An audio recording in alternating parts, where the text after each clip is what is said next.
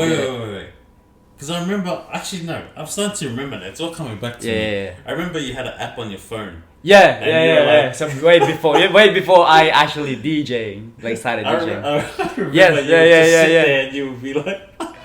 Yeah. So.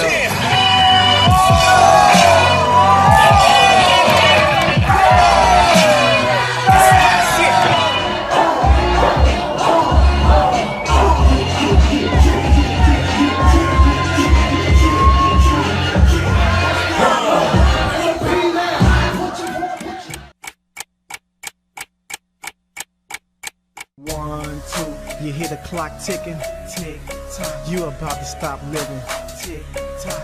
I want you to remember me, tick tock. But the dead don't have no memory. I'm coming. Nobody can stop me. Nobody can hold me. Nobody control me. I'm coming. I'm here to do my thing. I'm here to bring the pain. I'm never ever gonna change. I'm coming. This is episode number 9 of the most valuable podcast. Antagonize, my man. What's up, bro? What's going on? How are you, brother? Good, man. Chilling. Yeah. You? Yeah, good. Always good. Finally got you on, bro. Yeah. I mean, we talked about this about a while ago. We got to do this. You got an event coming up. Yeah. Past the buck, and I just thought, you know what? With the event coming up, be a good chance to sit down, talk with you about it, kind of promote the event as well. Yeah. And we'll get into that. Yeah. A little bit later, but yeah, man, you're a crumper, you're a DJ, you wear many hats, man of many talents. We'll start with the crumping first, because that's True. that's first love. Yeah, first love. And I think not many people know this, but the very first time I met you, do you remember that? Yeah. Always remember that. What do you remember about it? Alright, so it was at MMA. Right. People don't even know it. MMA. It's the OG spot. OG spot for every dance thing happening in Melbourne. And then it was at a session. And then me and Russell, Scout. We've been coming to the sessions before at that place for like maybe a few weeks by then. Yeah. And you and some of the royals came down that one night, and you were like, who are these guys? I was like, oh, you guys. And then you like introduce yourself, and then you just goes, yeah, we're battling. And then you just played the track, and me and Russell were just like, I guess we're battling.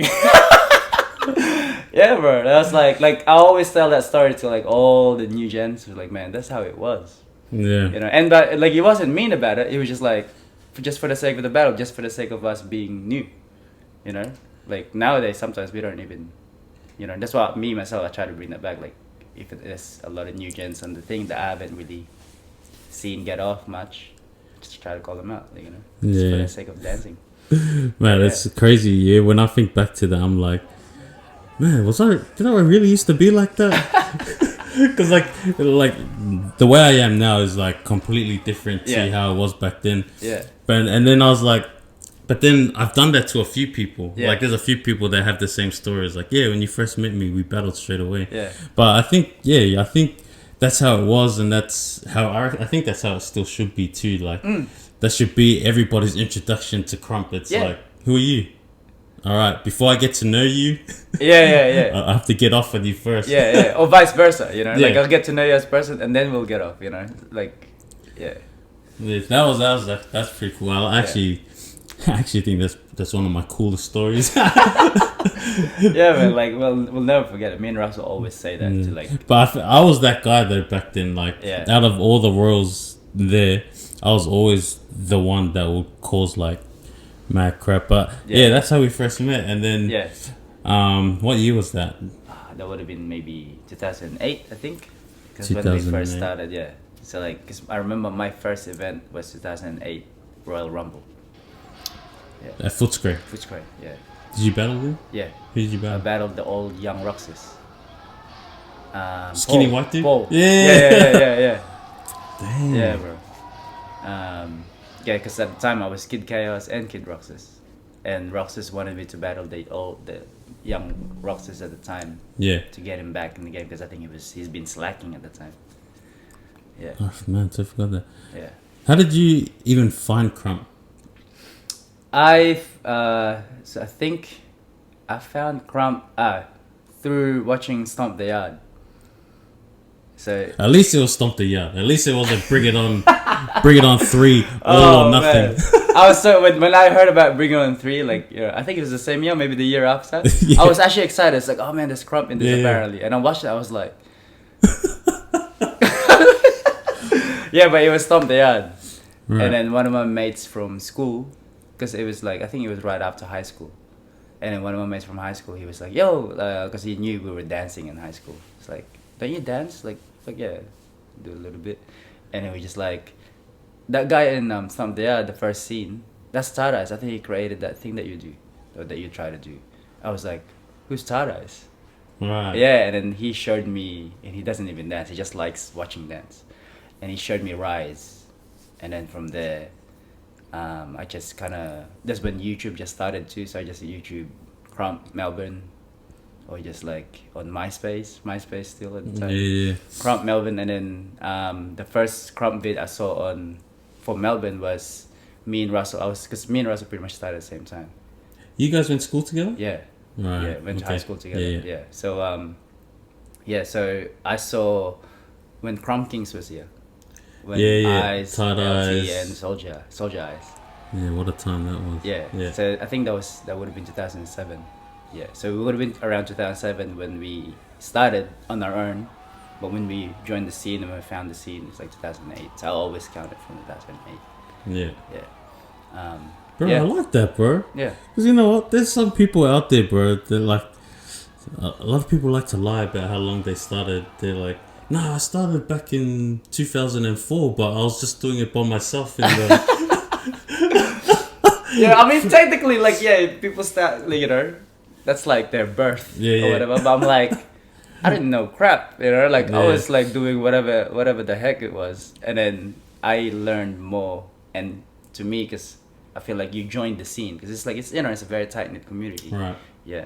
So I joined the scene and got to know the scene and the Krump world right at that time, 2008. And who was your first who was the first person in the scene that you came in contact with? Chaos. Because I wanted to buy tickets to the Game 3. Because that's around that time. Yeah. You were there? I was there. I was watching. Holy crap! Yeah, bro. I was like, I saw all that. Like, I saw the battles there. Like, that's why I low key got to know you guys just from watching on the sideline, just like as a Krumper. Yeah. Yeah. I was full fanboy, bro. I was just like, oh man, that's that guy. I was like, bro, hey, that's that guy, bro. Yeah, it's funny. A lot of people always fanboy, and then when they meet us, they're like, yeah, bro. Like, I always say that. Black Like, dudes. I was like, oh, man, that's the Chaos fam. Like, that's Little Chaos. And then now I'm like, Gian. Yeah, bro. It's That feels like 20 years ago. It does, huh? Like, yeah, it's been a while. Man. So you found Chaos. Yeah. And then, is that how you started taking classes at MMA? Funny story. We didn't even take class. Because remember at MMA, it was a class, and then you can pay $2 just to do the sessions. Ah, yeah, Remember? that's right. Remember yeah, they did that, and then they did it for the B-boys as well on a different night. So me and Russell, we were tight asses. We were like, just finished high school. Broke, man. Like we got. Broke. Yeah. I mean, that's what it is, Like 100%. yeah. We're like, fuck classes. like I was like, I'll watch Krump 1.0. It'll be alright. But then, so what we'll do? He was teaching classes back then. I was like, it was because Chaos stopped teaching at the time, and Yui Roxas took over around at the time. Because I remember they had they had big banners of the teachers and stuff at MMA. Man, I was mad. But then so we came just before the class finished, and because we know it was gonna be session after. So So I think that means we all rocked up at the same time. yeah, bro. Sometimes we'll rock up like early as, and we'll feel bad. We're like, oh man, should we go in there? Like, because like we're like, fuck, like because it's unfair for the people that paid. But then sometimes people just like, nah, just come through. Like, all right, we'll just sit there. Yeah. So, yeah, man, that was that's how I found it. Like, 'cause when I found Homer on MySpace, I was buying tickets. He told me to come to MMA to meet him there, or they sell it at the door there. So and then I met him there randomly when he came down. Yeah, we just dropping off tickets. Short 2D. Yeah. Because even at the time too, I was like, oh man, that's chaos. Full flash, you know how he used to dress up back then, like full flash, bandana hanging. Yeah, like, we used to look at him like, bro. Status. Yeah, bro. Like, but he looked the part. You know what I mean? Yeah, he was our leader guy back in the day. Yeah. We just whatever he was running. He was organized, like what we're doing now. Like he was like the first guy to like start putting events like that together. And so we owe, give him credit. You know, yeah, for sure. He started this stuff, and then now we're carrying it on. Yeah. That's crazy chaos. Yeah. And you got the name. When did you become Kid Chaos? So I became Kid Chaos. I think it was like a few weeks right before Royal Rumble. And it's funny when he hit me up because I already told him like I can't really remember how I told him. Yeah, it was that long ago. But he hit me up and he asked me like, do you still want to be in the fam? You know, like we'll put you on probation, but I'll give you this name. And then literally like a few hours later, Yui hits me up as well. Like, do you want to be Kid Roxas? And then at the time I didn't know anything, right? Like in the scene I was just like, is it cool to be under 2 people? Right. I actually asked that. And they're like, yeah, like who is it? Who's the other one? I was like, Chaos. And he's like, you guys are the same fam anyway, yeah? And they're like, yeah, should be alright. Like, ask him. Yeah, so I became, that's why people always said the Kid Karox or Kid Chaos Roxas. Right. Yeah. So because it was funny enough, I was birth kid in the birth under the different big homies. Yeah. So I was literally under them at the same time until I think after Royal Rumble. Oh no, actually no, it was a few months before Royal Rumble actually, because I remember when Harma used a session at his place. Yeah.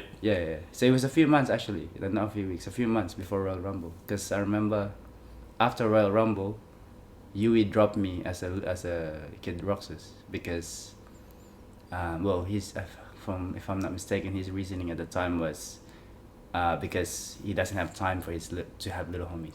It's a good reason. Exactly, a good reason. and also the style that I was adapting was more in the chaos side rather than his style. So I'm like, so it's like but we're cool. Like at the time I didn't even care as well. I was just like, yeah, sweet man. Like it is what it is, Yeah. So that's why I became Kid Chaos for like a long time. Yeah. What was it about Krump that kind of like resonated with you that made you want to keep doing it, start doing? Because like I think it's different for everyone. Like everyone likes different aspects of it. Yeah. Especially like when you're introduced to it. What was it for you? So for me, like I said, when I watched Stomp the Yard, it was just like. Was it one of the moves Tie-Dyes did in the movie? Yeah, actually, because I already, you know how you might see me on Facebook, I always like F around and be like, man, I'll kill off Chris Brown. Yeah, I see that, man. Like Krump battle, I'll kill off Chris Brown, bro. If Chris Brown that is facts. Chris Brown, bro. I'm telling you, like, this guy. Like if it's a dance battle, it's a different story. But Krump battle. Yeah. Strictly Krump battle. Heck, I'm chucking my name in there too. I'll sass Chris Brown too. Straight Krump, I'll sass Chris Brown. We both sass Chris Brown. So I always thought like, that move that he did with the hat? Yeah. I always just like, and then he did like a handstand. Man, I remember like I've seen this movie so many times. Some gel. And I was just like, man. And I was like, but then I was like, what's that? Like, yeah. And then the other guy, like even the other actor, I preferred him. But even that was kind of whack now looking at it. Yeah. But it was cool back then. Back then I didn't know any better. But then there was always like that, the Tie-Dyes, which I didn't know who he was at the time, or even the other guys. I was just like, man, this one looks real as shit. Like, yeah. And then, so I was just like, I think it's just what kind of drew me to it, I think it's just the energy, man. Like, and then when I got to know Rise, but even then, after watching Rise, I still didn't know, I truly understand what Krump was. All I thought was, in the most basic form, is an expression. You know what I mean? Like, so I was just That's like, how okay. it was always taught to us. Yeah, always. And then that's how we expression, kind of say it to other people as well. But obviously now it's a lot more different in terms of techniques and whatnot. But at the end of the day, regardless of what style, I reckon every dance style is an expression, or art Right. form is an expression, right? So, yeah, I think I was just like, man, I remember the first thing I ever did, like in my room, bro. I was just like started. I was just like doing what abs, man. Like I like Krump, YouTube, and then at the time there was not much. It was just like some randoms. Oh yeah. But then I didn't know any better, like, so I was just going, man. I was just like, oh, I'm gonna copy that, so because they were doing it, and then or like I'll make a variation of it. Yeah, and then for some reason I just kept seeing it everywhere, man. Like I even saw the DVD Krump 1.0 and Styles of Krump Golden Series at JB Hi-Fi. So that's when I kind of took off from there, and I'm just like, yeah, I'm in it. Like, it's a cool dance. Like, I'm gonna learn it. Yeah. So yeah, I think it's just the energy, and like, cause it was new at the time too. It was like the in thing back then. At the time, yeah, it was the trend, you know. Yeah, I remember back then we had like our sessions back in the day at the skate park was like packed. Yeah. Bro. It was like all the drinkers would come there. It was just the spot everybody wanted to be there. You know. Yeah. You had the drinkers on one side. You had the young kids on one Yeah. side. You had like other dance stars on this side, and it was just crazy back then. Oh yeah. But then over time, obviously. Yeah. Because I remember me and Russell's first session. It was the BC fam session. Yeah. So because we were dancing with some boys from the north side, from down our side, like in a hip hop crew, and then 2 or 3 of them were crumping, as well. So and they were affiliated with BC fam. Right. Because you know how BC fam had like little crews under Yeah. BC fam at the time. So yeah, they were affiliated with one of those little crews. So we went to the Epping Memorial session. Remember that spot? Yeah, I do. Yeah, so Legendary that spot. yeah, man, it was just like I walked in, I was like, man, there's at least 30 people in there, and it's just a session, bro. Normal session on a Thursday after school. On a Thursday after school. Yeah, bro. That's right. Yeah, so I was just like, yeah, and that from then on, it kind of just picked up because I'm like, oh man, there's like a whole scene in our city. So I don't know, it's just like a fun thing to do at the time, and an outlet, I guess. Yeah. And then it kind of just, I don't know, just stuck through it, man. Like, I didn't really aspire to be anything. I'm just like, just doing it. Yeah. Yeah. Oh, that's Yeah. pretty cool, man.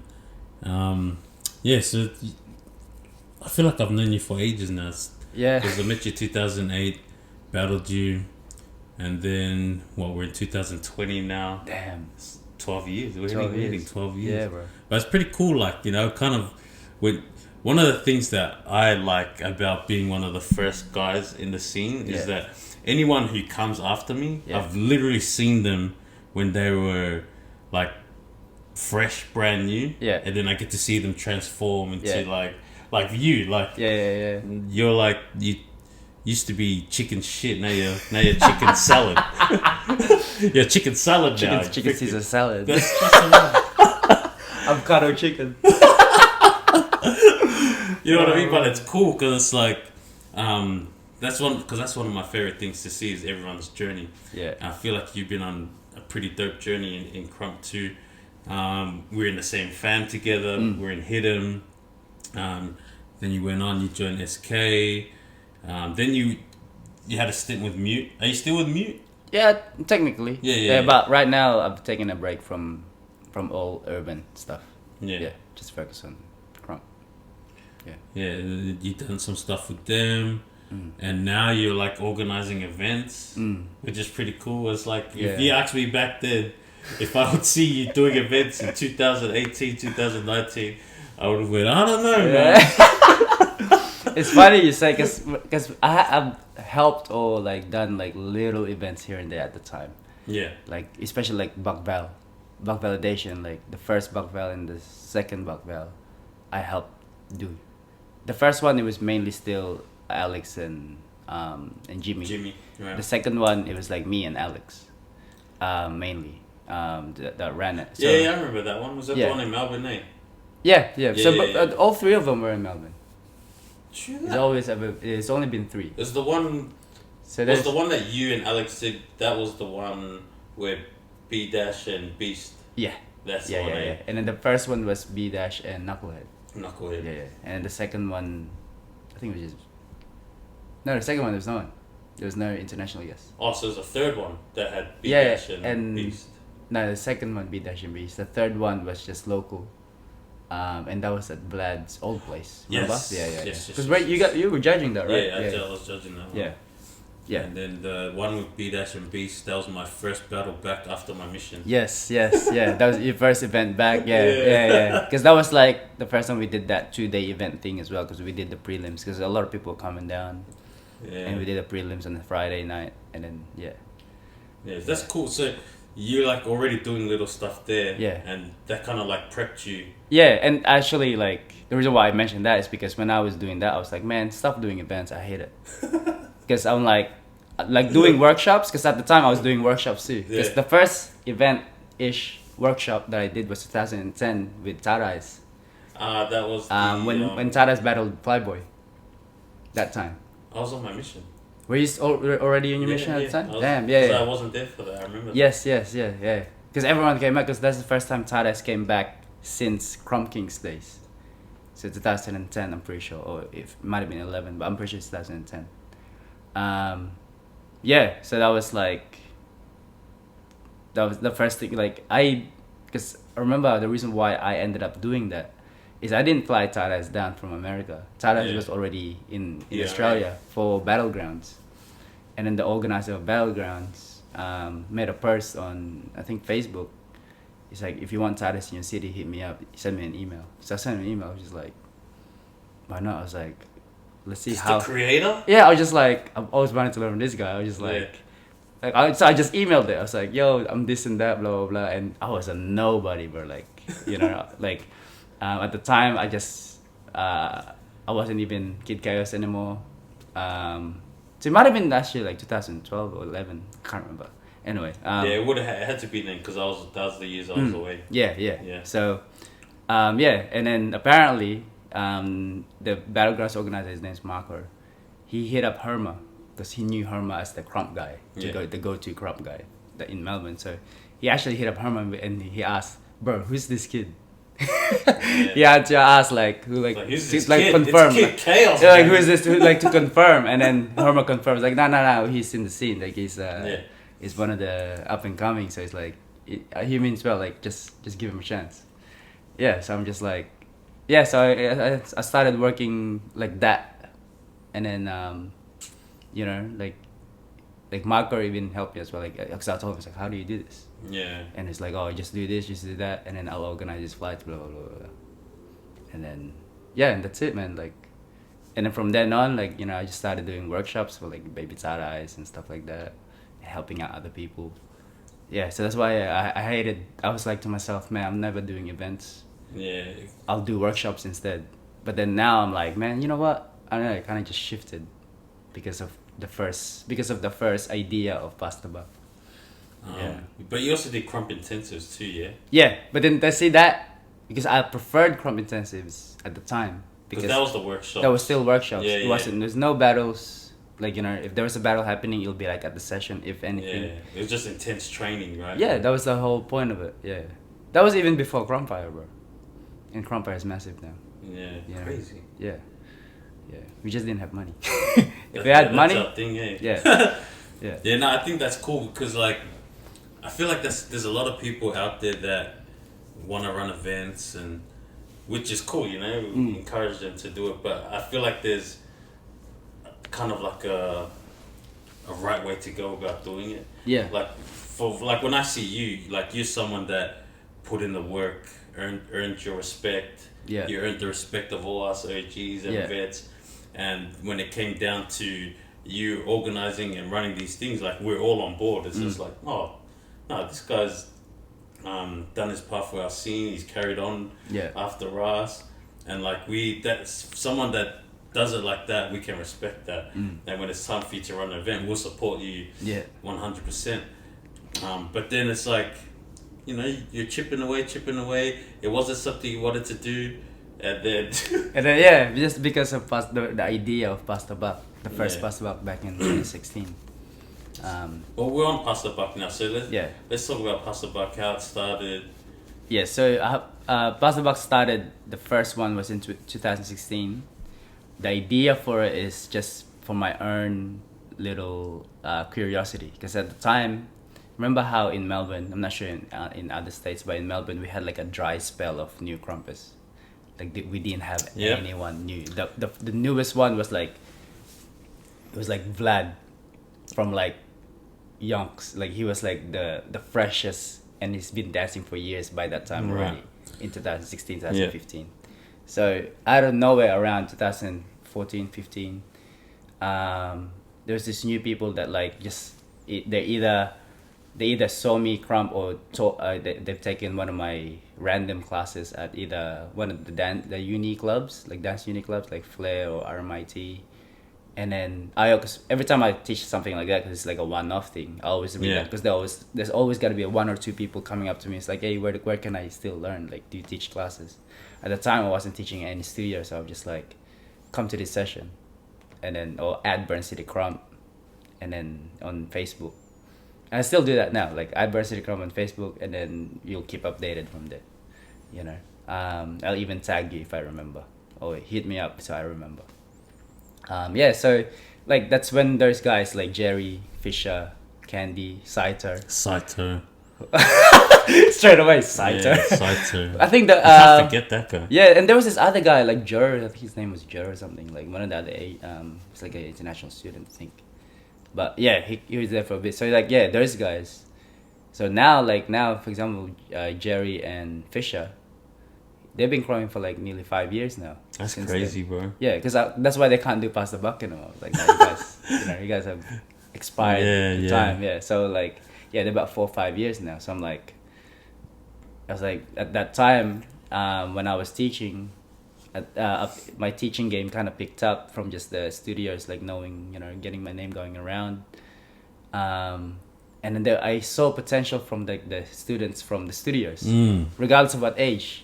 And I always thought, I was just like, man, because especially the younger ones, like especially, for example, Alina, right? She was like, when I first met her, she would have been like 13 or 12, if anything. They couldn't go to the sessions because they were too young. She's too young. And there were like other kids same age or if not younger than her. So fair enough, like, so it's just now that she's got like, like, which like her parents are so supportive, like they drive her to the sessions and stuff. So at the time, so I always thought, man, like, we gotta bring the streets to the studios. That's why the venue for that was at the K-Star studio, because at the time they were new as well. So, and Karen, the owner of K-Star studio, she was just like so on board with it.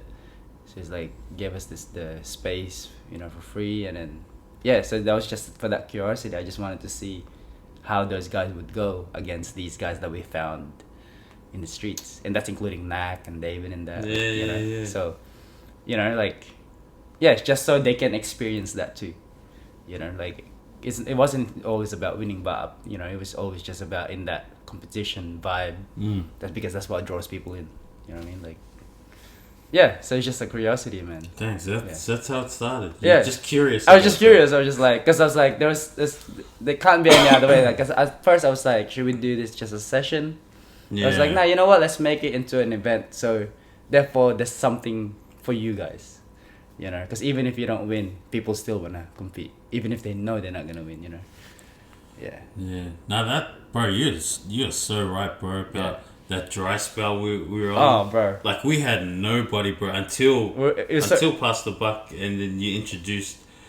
That's why I'm always like when I look back at how Burn City still carry on, I give you a lot of credit, you, Vlad, and the other guys who were teaching in the studios, because that I feel like that period where you guys were out there really grinding, teaching Krump like that, that's what I feel like actually saved us, because we were just we plateaued, man. We were just like comfortable there. We were all good. So, like we didn't. If new people came, they came. If they didn't come, they didn't come. We were all good.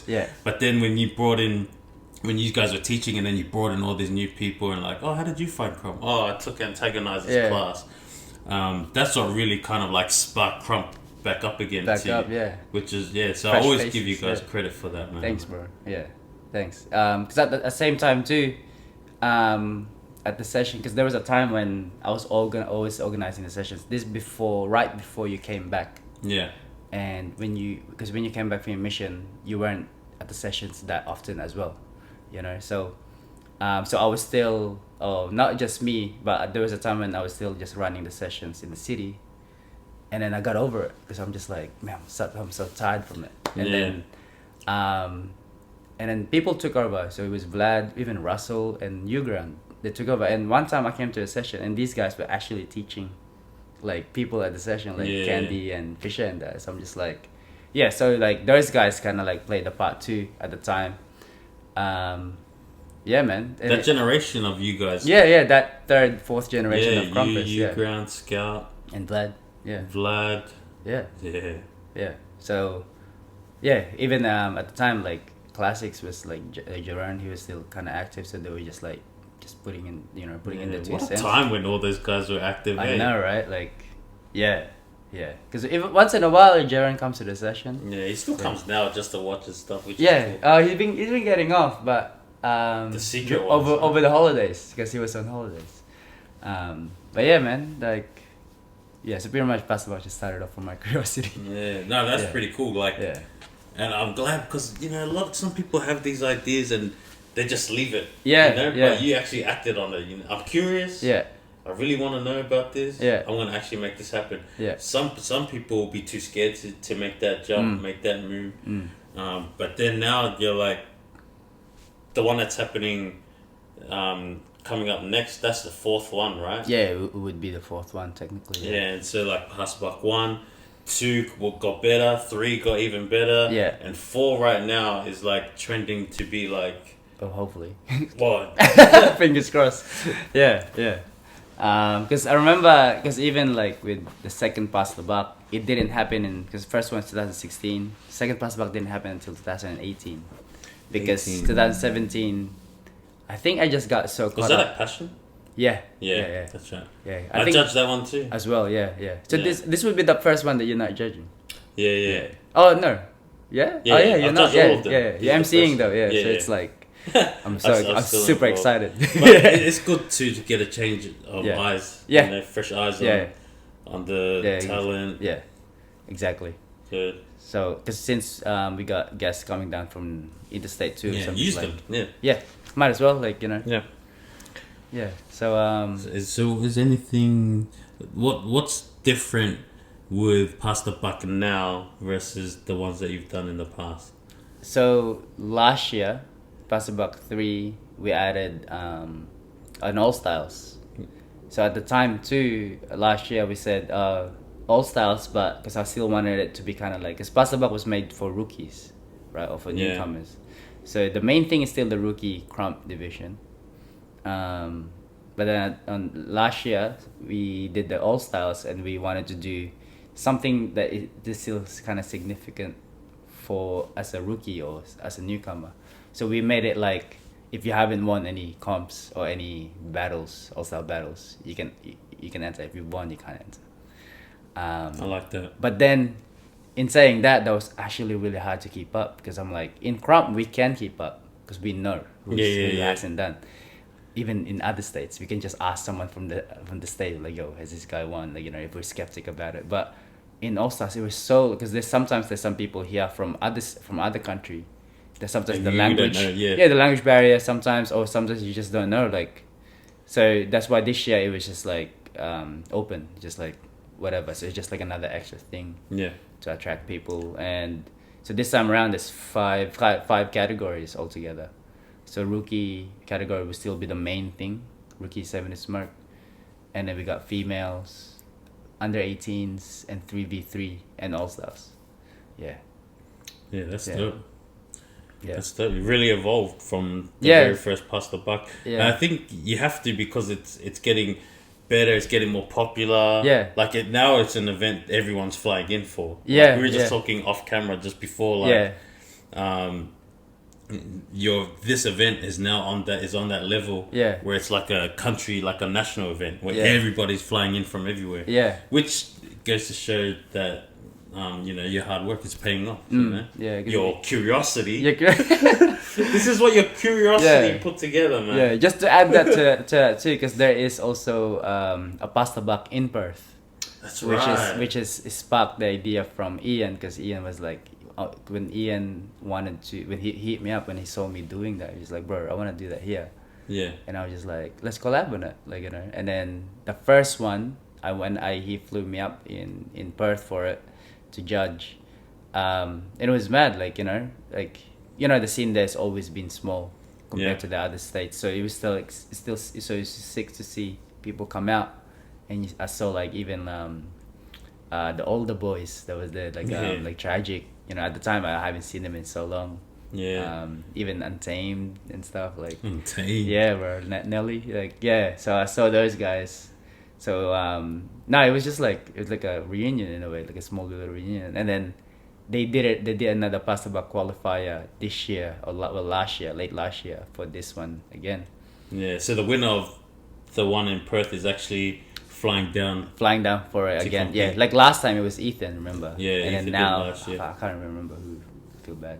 Caleb, Boy XL. Yeah, Boy XL. Yeah. So, So it's gonna be. I don't know. It's mad because like fresh faces too. Like, you know. Like, yeah. It's so dope, bro. What you're doing, man. Because like, obviously I run events too. You're running events as well, and it's like, what we really want to do is give people opportunities, man. Yeah. And that's really what it is. Like, you got a guy flying from Perth now. Like, there's an opportunity to make a name for himself. Like you're saying, no one really knows Perth. Yeah. Unless you go there. Unless you go there, you don't really know them. But then, like, Ethan came out, no one really knew him. Yeah. After Pasta Buck, everyone was in love with Ethan. Yeah, bro. You know, like, Pasta Buck was an opportunity for him to, like, his coming out party. Now, you know, Boy XL. Yeah. Karis is coming down. Yeah. Like, there's so many people coming for their moment, bro. Yeah. Like, you know, Yeah. like, you know, I'm here. I want everyone to know me. Yeah, remember yeah, me. yeah. And I just feel like that's what we do, man. Yeah. It's like we want to give these guys opportunities. Yeah, and at the same time, I feel like events like this it's like, as cliche as it sounds, it's a mad way to bring everyone together. Yeah, you know what I mean? 100%. Like, it's as cliche as that sounds. That's basically what it is. It's like, it's so cool. you're putting in an event just so you can see your mates from other places, right? You know, but at the end of the day, like, competition, but sometimes the best part is always stuff all that, and then like the best part is like when you like, you know, touching hand, like, you know, like grab, like, you know, like catching up with these people, you know. So it's like, and meeting new people too, because like right now, like, say, since, you know, we've been in the game for so long, we're like, man, we don't even know. Sometimes I don't even know. I'll get confused on who the new guys are, you know. So it's trippy. Yeah, that's dope, man. Yeah. Looking forward to the event, guys. If you're available, this is an event not to miss. It is the 15th, February the 15th. Yeah. Starts at 12 midday, and it is at the O2 Studios. Yeah, that's right. I'll post the address and stuff on there. Yeah. So people can come, man. It's just one of those things, like Krump events, dance events. Because I know a lot of people that, you know, they've never come to one of these, and it's like, if you come, you will not be disappointed. Nah, man. you won't. Like any dance event, because it's it's cool to watch, man. Yeah. So guys, I encourage you guys. Yeah, because I was sticking flyers up at O2 and Passions last night. Yeah. And I was at Passion Studio, and I saw one of the dancers that I know from one of the other studios that I used to teach, and she was like, "I've always wanted to come to the Krump event, but, you know, I'm scared." I'm just like, well, I was like holding the flag. I was like, well, 15, like, yeah, come, you know, like, yeah, like, come through, like, it's because it's like, it's actually mad, like, it's a mad vibe, you know, like, that regardless of how small, how big the event is, like, with events like this, you're guaranteed a show, man. I'm telling you, like, it's worth the money. So man. All right, so you go. Feb 15. Let's go into this other passion of yours. All right, so you're a bit of a DJ, mate. A little bit. A little bit of a DJ there. how did that all come about? Because like even me, I think I missed when you were like starting to get into it. Like I just never registered with me. Yeah. And then all of a sudden it's like, oh, I got a gig over here. I'm playing here. I'm like, wait, what? And it happened so quickly too. I was just like, bro, what the heck? I remember, I think the first Pasta Buck I wasn't DJing yet, but the second one I was, and I was actually brought my equipment, and then I think that's the first time a lot of people saw me DJ, especially Krump music. Like, I remember you came up to me, it's like, yep, he actually did it. Like, he can do this. I was like, yeah, I actually think like, yeah. So what was the question? Well, how did it come about? Yeah, like whoa. So there's this DJ competition called Your Shot. Yeah. So I wait. Because I remember, actually no, I'm starting to remember that. It's all coming back to me. I remember you had an app on your phone. Yeah. So way before I actually DJing, like started DJing. I remember you would just sit there and you would be like, yeah. So that's right. Yeah, because I think like, cause I was watching like DJ documentaries and stuff, and like a lot of the old, like, you know, the OG DJs, they were saying that back in the day, even before vinyl, sometimes people would DJ using tape decks. Right. So they make mixes using tape decks. There's different ways to do it. There's like super elite way to do it, like they're actually like DJing on the tape deck, and there's also just like you're kind of like a radio DJ. You're just recording songs and then next song. So I actually used to do that back in the fields when I was younger. Sure. Yeah, so like I'm older than I look, so people don't know my age. So you know, it's a guess. You know, you have to guess it. But back when I was growing up, there were still tape decks. So this is still like 90s, early 2000s. So I already mucked around with recording just songs from the radio, like songs that I like. Yeah. And then so I'll wait and I'll know exactly what time of the day the good songs will be playing, like, you know, regardless of what genre. So I'll wait and then I'll hit record and then and hit stop right before the guy starts talking. Yeah. So I think a lot of people did that, you know. But then when I was watching like DJ documentaries, apparently that's actually like a part of the DJ culture in the earlier days, which I didn't know until like I just seen, I forgot remember the documentary, but I just seen it like maybe like last year. So I'm just like, oh shit, like I was doing that when I was young, like, you know. So I was like, like in a way it's like I was always meant to do this in a way, you know. Like, but I've always wanted to learn how to do that, how to DJ and just play around with the turntables. But at the time in the Philippines, I didn't know any DJs. I didn't know how to get it started. So that's why I never really pursued it. Yeah. But in saying that, I was playing drums. So I was already... Yeah, I remember you were a bit of a drummer. Yeah, so I was already like kind of musically inclined in a way. And then fast forward to when I first started, which is only like, man, it's only like maybe nearly just going on 3 years now. Yeah. That I've since I started, and it was a competition in Melbourne called Your Shot, and one of my friends was gonna do it, and we were talking about it, and we always talked about that we want to learn how to DJ. Which my friend, he used to be a dancer too, from Beacard. His name's Jay. Yeah, so he told me about it, and then he pretty much fully sold it to me. And I was like, yeah, you know what? I'll do it with you. I mean, not as a doer, like, you know, we'll just register and see how we go. And then so what the competition does is they pick.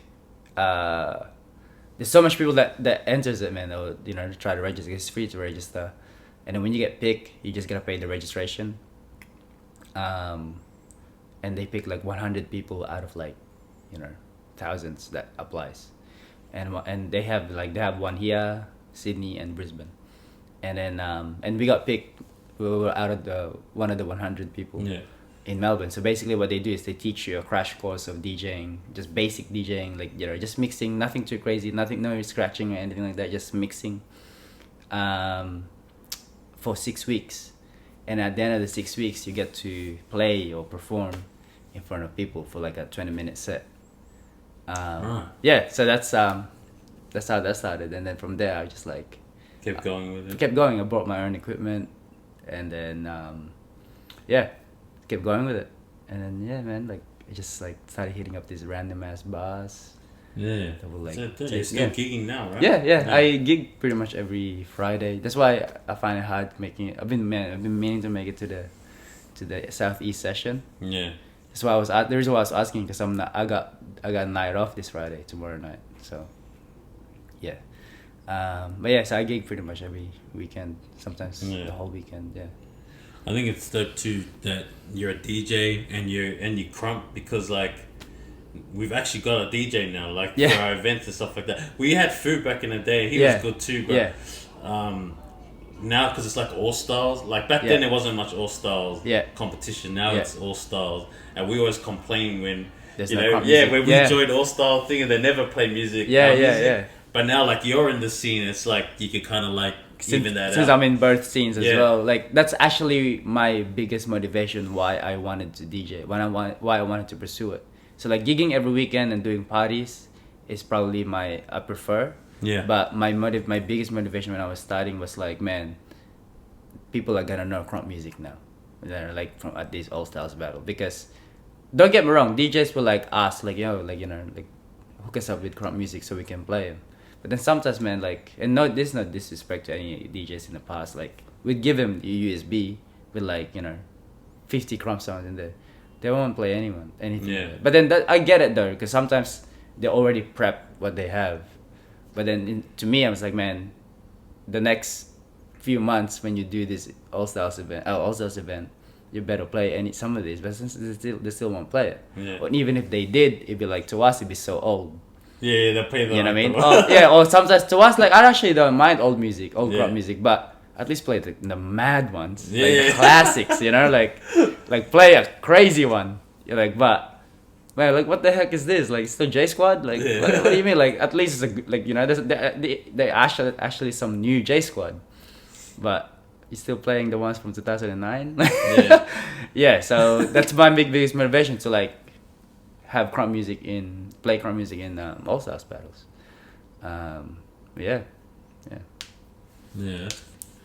Crazy, man. Quite the journey for you, man. Yeah. Quite the journey for you. It's been dope for me to see, man. I got a lot of respect for you and what you've done. Earlier, I posted on Instagram that I was going to be doing this with you, and I just got a few questions for you from the public. He's like, but one person. Hey, don't give away the secrets from heaps of people. Heaps. Man, that's why you gotta get in, man, because like the DMs are flooding. Flooding. People are sliding through. All right, so I'll just drop a few of these questions and then you just answer them. I'm nervous. Okay.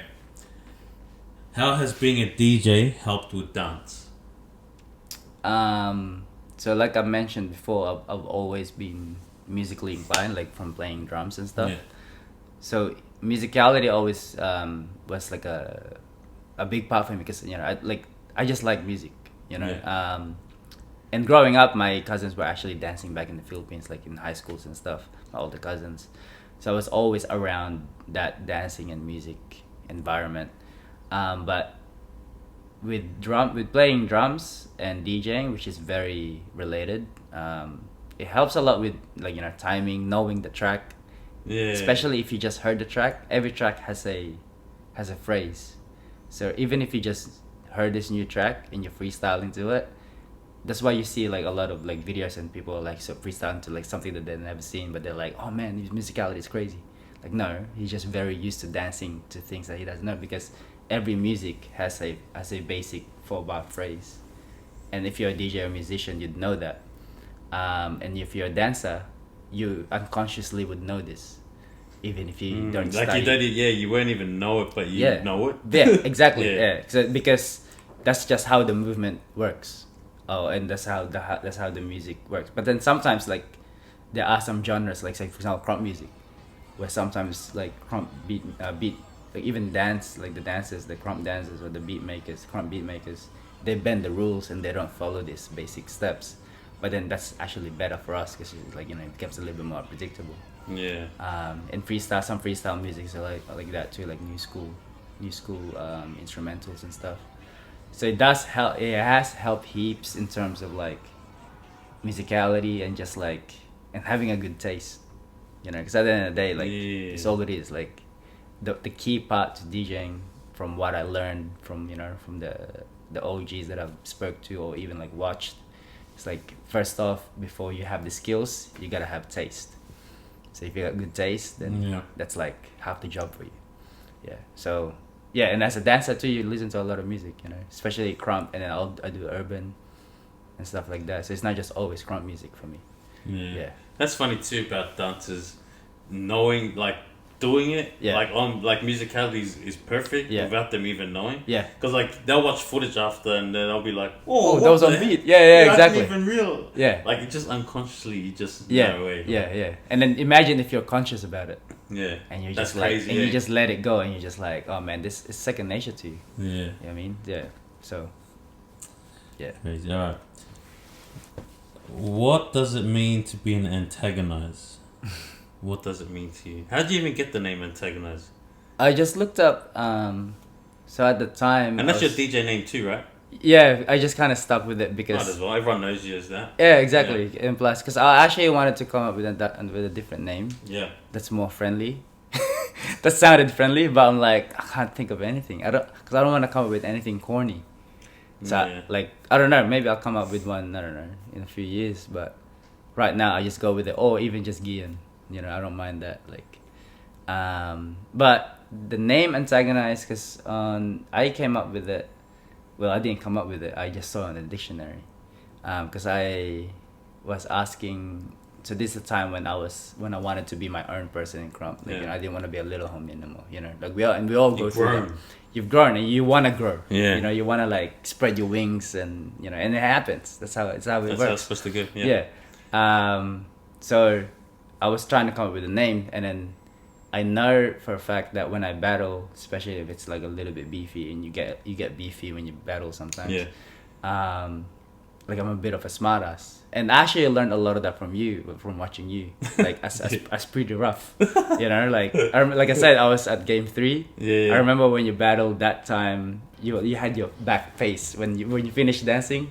You'll turn you'll turn around and you'll talk to the people behind you instead of facing the opponent. So I'm just like, that was actually like a lot of inspiration from battling came from that, and just like, you know, learning it from Erupts and the other OGs. I actually won that battle because of that. Yeah, because that dude was like, he was like dancing, and he was like, bro, this guy's not even paying attention. It put him off, yeah. And he's just lost it, bro. Yeah. That's why, like with the mind games and stuff, sometimes people are still trying to get their heads around it. I was lucky enough to witness that, and even get to battle you at the time.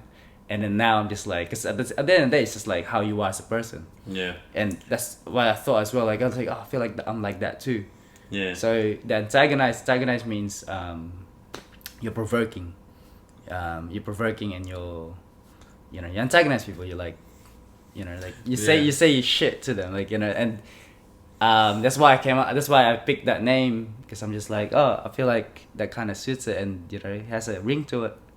Even though at the time, even now, I feel like it's a long ass name. Like it's like Antagonize. It's like it works though. Yeah. Sometimes it's wacky. Like you feel it's wacky in the start, but then once you start getting used to it and people start calling you, and then it's like, oh, it's all good. Yeah, exactly. Like, exactly. Pretty rough. I was like, man, I don't know how that's gonna like.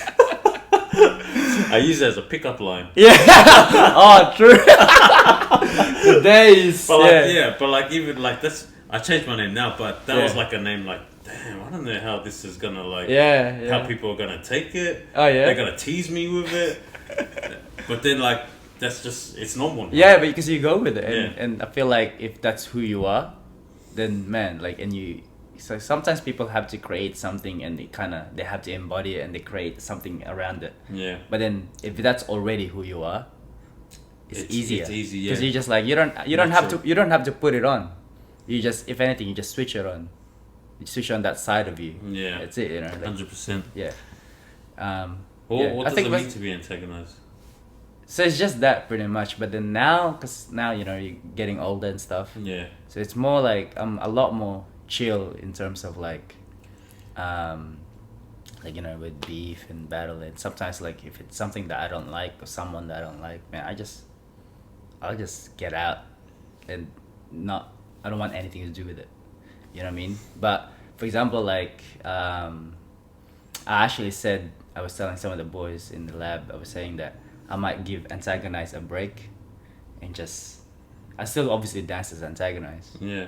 But just the character and the like with it being very taunting a lot and stuff like that, because when I battled which last year I didn't battle much, but I battled Rob Ugrant at the next level. Right. Shout out to Ugrant. He told me to give him a shout out. He's the man. Shout out Ugrant, bro. You're the man, brother. Yeah, so when I battled him that time, me watching the footage, I'm just like, man, I wasn't really taunting him like how I normally would. Like, usually I get into people's face. Yeah. I wasn't doing that. I was like right here. Like I was in my own little space. I'll taunt you, but from here. So I felt like I was so composed, and it's just after all these years that I can do that. Back then, like I couldn't really do that. Like, yeah, maybe I'll look composed. Yeah. But deep inside, I'm not. But I felt so comfortable. So that's why I was like, I'll give this Antagonize a break every now and then the Antagonize character. So now what it means for it is mainly just to like just to kind of I don't know, to be honest I don't know, it's just like to switch it on when you can, like pretty much be Antagonized for the right reasons, or the when it's a good timing, like, you don't have to, it's not something that I put on. Yeah. You know what I mean? Like once in a while, like when it's time, it's time. Yeah, like, or when it comes out, it comes out. Like, yeah. Like just like how I am in life. Like sometimes, like, I'm not gonna go to someone and be like, oh, I'm gonna start this guy. Yeah. But then if something triggers me, like, right. If it happens, it happens. And then even then, sometimes I'll stop myself if anything. Yeah. Because I'm like, it's not worth my energy, or my time. So you're more smart now. A younger Antagonize. You're not stopping yourself. Yeah, the younger Antagonist would just just be like a more mature. Yeah, the younger Antagonist was like a loose cannon. Yeah. I beefed with you, like Chaos, even like, man, like just like petty stuff at the time. So like now I'm just more like, oh man, I think if anything I'm just tired from it. I'm just like, man, there's so much things that we can do rather than doing that. You know what I mean? Yeah.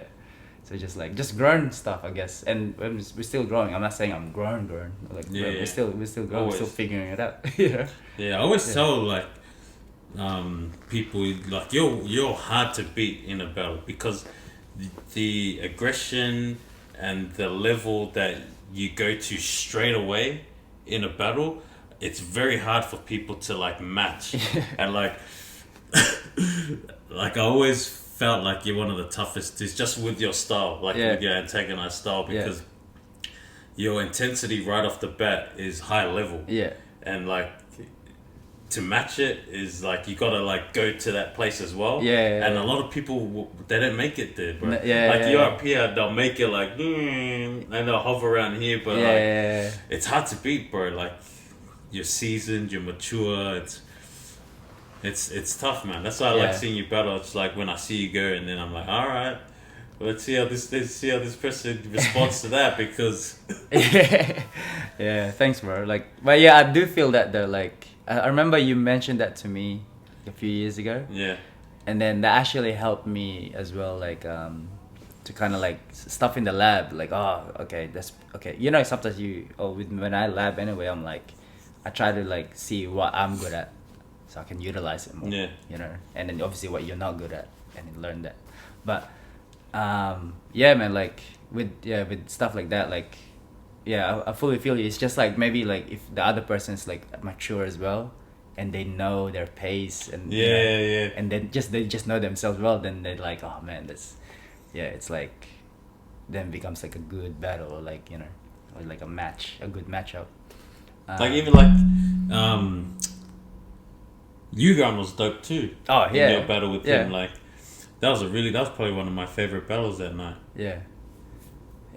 Even that, like that, I was telling Rob, I was like, man, even though it looked like I was super comfortable, which I was, I wouldn't be able to do that if I was battling anyone else.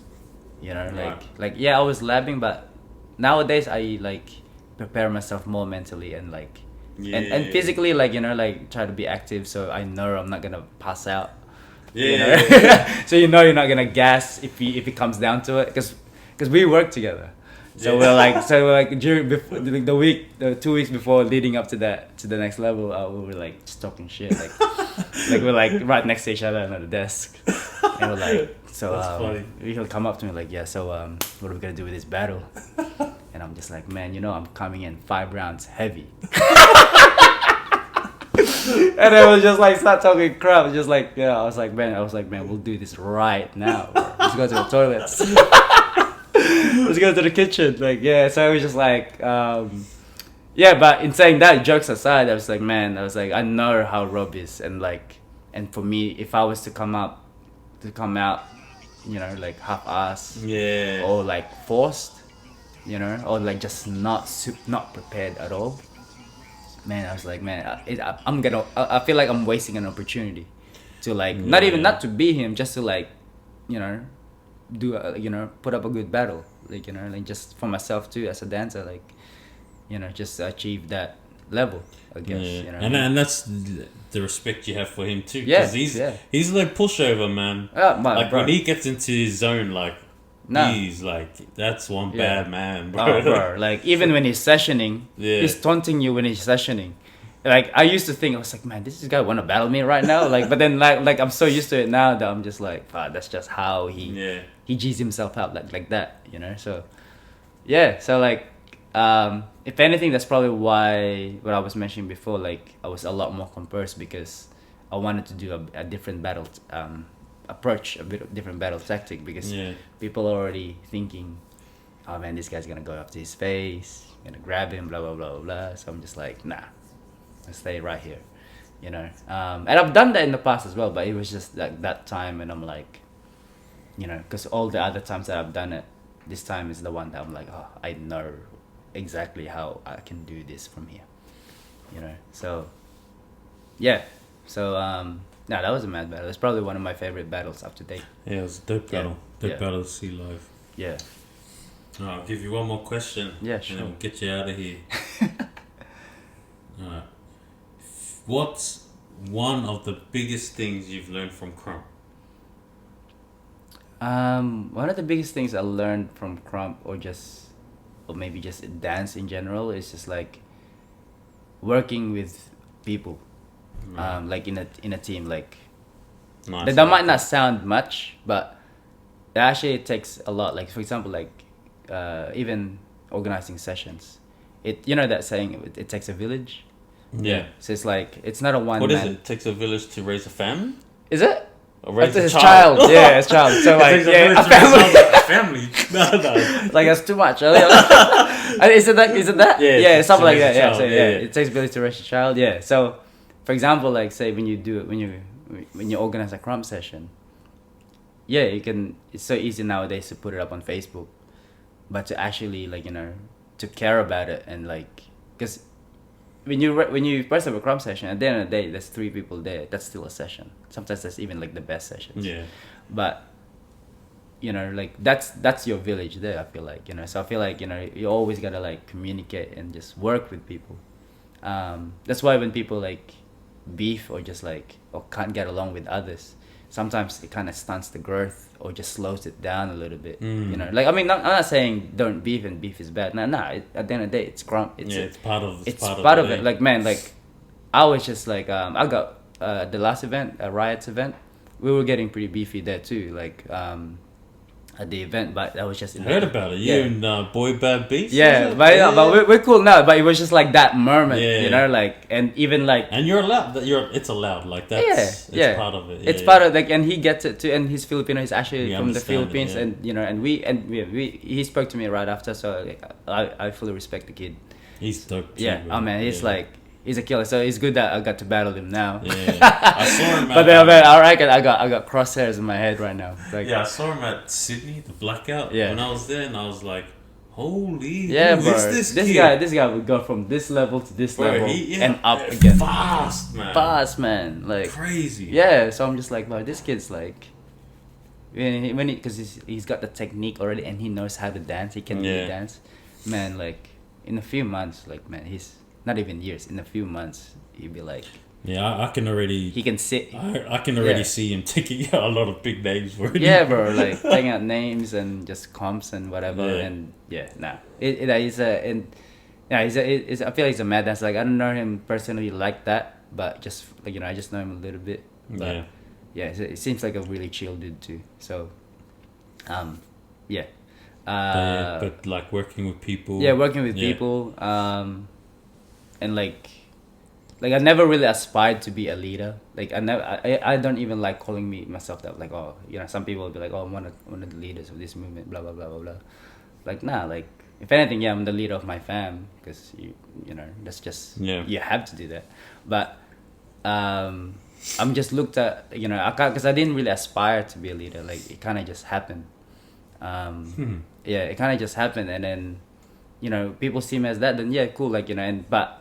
I feel like it's one of those responsibilities. It's like a responsibility that just falls onto someone, and then you gotta know how to treat that responsibility, right? Like and there's different ways to do it. Like I feel like there's no, obviously there's right or wrong, but everyone has their own.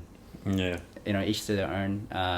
But for me, it's just like learning how to work with others and listen to people, because like even though you have this like mad ass idea. But it might not actually work for that moment. Exactly. You know what I mean? Like just stuff like that. It's like, so like it might be a good idea to you. Yeah. But it doesn't mean it's gonna be a good idea for everybody. Yeah. Or even like you have a good idea and you share it, and in fact this guy comes up with a better idea. That kind of like. And then someone else chips in. Yeah, no works with that, and it kind of like, and then it kind of just like it makes it better. I'm just like. Yeah. That's what with this shit is possible. For example, like I've asked, say for example, my fam. Because when I was in Japan too, like looking at KOB, man, I was like, man, the whole event was run by Twig's fam, and obviously there's a lot of people in his fam, but and that was a 10-year anniversary, and that inspired me so much. That's why I asked my little homies to be like, yo, if you guys jump on, because might as well learn, even if it's not your thing. And I always tell them like, only if you want to do it. If you want to learn, and I told them, it's like, man, at the end of the day, you can put this on your resume. And put me as a referee, because it's like it's kind of like it's a volunteering job, so it's like because you learn skills from it. So that inspired me to do that, and then I've asked like Ian Blad, because since they've helped me in the past as well, and plus they'll get the job done. And plus it's just like another, man. I feel like especially if this event that we're trying to achieve is just. It's like to me it's such a big thing just for one person to handle. Like you need a team, man. You need a team because it's like it takes a village to raise a family. But that's probably the number one thing I learned from Krump, because especially the fam aspect of Krump too. Like we dance by ourselves majority of the time, but we're really nothing without everybody else. Yeah, bro, nothing without the community. The scene. Without the scene. Because sometimes the scene itself is like a family, especially like with smaller scenes like us, like. Yeah. So, I reckon that's like number one thing for me. Yeah, that's dope, bro. I loved how you said that you never aspired to be a leader, man, because I've been saying this for the longest time. Like, people who want to be leaders should never be leaders. Because you're already showing a selfish motive. Like, I want to be a leader. Like, you're already saying the word I. Me. Like, those people who use those words, I'm like, because it's like down the toilet, man. Yeah, bro. Sometimes to me, it's like when I hear people say that, I'm like, why do you want to be a leader? I don't want to be. I was like, bro, it's crazy being a leader. Like, if you actually want to lead something, you don't want to do it, bro. Nah, you don't want to do it. But like, for example, like me, you, like, it's just the responsibility that fell on us. And you learn to like it. We don't want to be a leader. Like, we don't even want to be called that. But it is what it is. And I suppose you learn to like it because and I don't know. There's something about it. Like, it's like one of those things. Like, I don't want to say who else is gonna do it, because there's other people there that could do it as well, especially nowadays. But it's gonna fall on them soon. It's gonna leave us and fall on them. Like we're like, fine, man, take it. We'll be like, yo, you reckon you can run that bit? Like yes, yeah. That's why, like, so for example, like when Kevin, you know how Kevin did the the Bigger Littles events. Right. That's why when I hear stuff like that, like I'm always like so behind it. Like, oh yes, do it. Like even like outside our scene, like Jam and Toast, for example. Like I was like, man, that shit's mad because that's something that we need, and plus you guys are trying to lead, and you know even like hearing story from them, like they didn't want to lead, but it just happens. Yeah. And, you know, man, I totally get it. You know, sometimes you don't want to be, but yeah, you have to. Yeah. We just give them opportunities, man. And Yeah, like, bro. if it's them, it's like we don't even know who's the next leader, but we're just like offering opportunity, like next level. When I gave it to Twin Grudge, Yeah, that was so good too. he might not be the next guy, but he might be the guy. He might be the guy. We don't know until we give him opportunities to see if he, you know. Yeah. So, because like I said, like my first when I said earlier, my first thing was my first workshop event thing was tie-dyes. Yeah. I That's did a good that first yeah, no, I was so lucky with that one. But that it was just mainly because, man, I want to learn from this guy. Yeah. I'm sure the scene would like to learn as well. Yeah, and 100%. I don't have to pay for his flight. Yeah. And so I just took advantage of the opportunity. It was good. Yeah, it was there. And then because he was there. And then from there it kind of just like led one thing after the other. So yeah. Does that answer the question? Oh, sure does, man.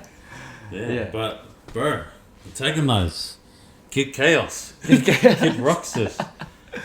Yeah. Appreciate you coming on, man. Oh, good, man. I appreciate you having me, man. Yeah, it's good. Look forward to the event. Pass the buck. Keep doing your thing. You know, I'm at that stage where I'm like I don't even lead Melbourne anymore. Like, I have nothing to do with it. It's all you guys now. Like, my role's like different now. It's like Clash, Krump. Yeah. But it's so cool that, you know, I can just kick back when it comes to Melbourne. Yeah. Just let you guys do your thing, and I just follow and support you guys, bro. Yeah. So, yeah, man, keep it up. Oh, good, man. I appreciate it, bro. One man. Yeah. What you know about the raw? What you know about the raw? What you know about the raw? Keep it going, Millie, don't stop it. So what you know about the raw? What you know about the raw? What you know about the raw?